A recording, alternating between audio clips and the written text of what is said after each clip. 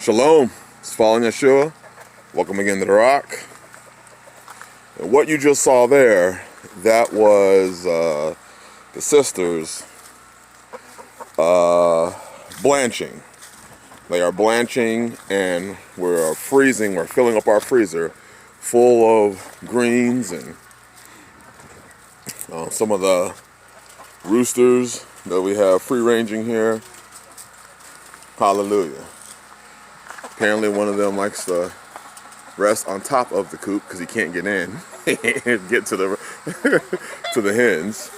I put some tarps up to block the wind. But in this video, we're just gonna have. I just wanted to talk a little bit about not waiting until you're completely desperate. A lot of people right now are in desperate and dire straits. The time to seek answers is not when you ran out of money, ran out of resources, burned all your bridges, and now you want to go and seek an answer. Whew, I am sorry. It is about 29 degrees right now. It never got above freezing today. We just been out here getting it done. But the time, even like right now, it's cold. It's freezing. The time to cut wood and prepare wood is not right now. The time would have been spring, so you could have the summer to dry it, and then right now to burn it. And yet there are still many, especially those of the faith, as sad as that sounds, who have waited until they've ran out of resources, ran out of finances, are completely broke, and then they feel the need to make a move at that point in time. And the sad part is, many are going to suffer. Many are going to go through hard times because of these decisions to be complacent, lethargic, and that's sad. I was going through some of my videos yesterday, and one of my videos, I said winter is coming. I did that video over 2 years ago. And now here we are, 2021's coming. Bill Gates, the great doctor he is, has already said that 2021 is going to look much like 2022. That in order to get in front of this virus, we'd have to have 4 to 6 months of shutdown. People are already suffering right now. Can you imagine if 2021 looks like 2020 financially, economically, socially, spiritually? People are already hurting and suffering because so many have waited until they ran completely out of everything, until they ran completely out of options. Then it sounds good.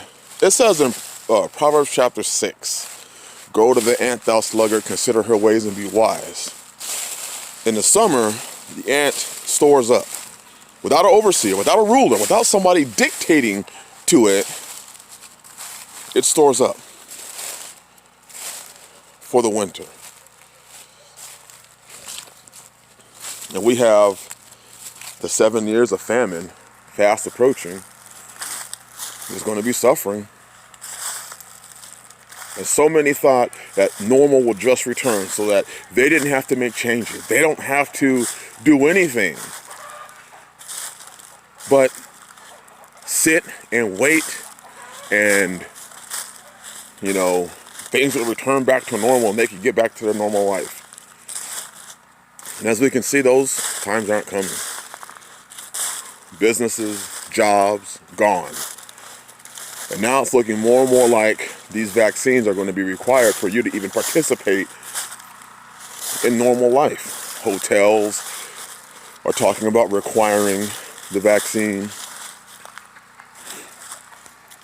And most people who are falling into the place of feeling this are the ones that decided that they would take no action until the last minute.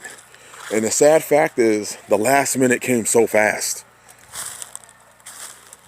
The last minute came extremely fast. And while this may not affect everybody immediately, people feel it. And it hurts to know that there are people out there that you may know, that I may know, that we can't help. We cannot help them. We tried to by telling them to prepare. We tried to by telling them to come out. We tried to by telling them to grow a garden, get some seeds, learn a skill, anything. Learn to change oil, learn to do some breaks, learn to mow a lawn.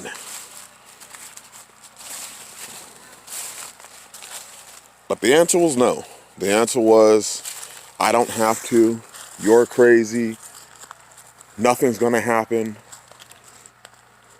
The Most High's got us. And I sure do believe the Most High's got us. That's why the Most High told us to prepare. If you look at even 1 Timothy chapter 5, that verse that says, if any provide not for his own, especially those of his own household, look up that word provide in the Greek. That word provide in the Greek, if he doesn't provide, he has denied the faith and the worse than the infidel. That word provide in the Greek actually means to foresee. The prudent man foresees the evil. In order to provide, you have to foresee. Because there are a lot of people that were able to provide in a time of plenty, but don't have the ability to provide now that a famine is here. Because they lost their jobs. They lost their economic stability. Look up that word provide in the Greek. Look it up in the Thayers and the Strongs. Don't wait until the last minute. We have become notorious at that. Waiting until trouble knocks at our door. Waiting to buy a firearm until we've been robbed. That's when we want to get the firearm, after we've been robbed. We want to plant a garden after we're starving. We want to learn a work ethic after there's no more jobs, or after all the jobs have been filled. We want to be a good brother after we burn down the bridges. We want to be a good wife after you've been removed from the house. Why do we wait until it's too late to decide to get it right?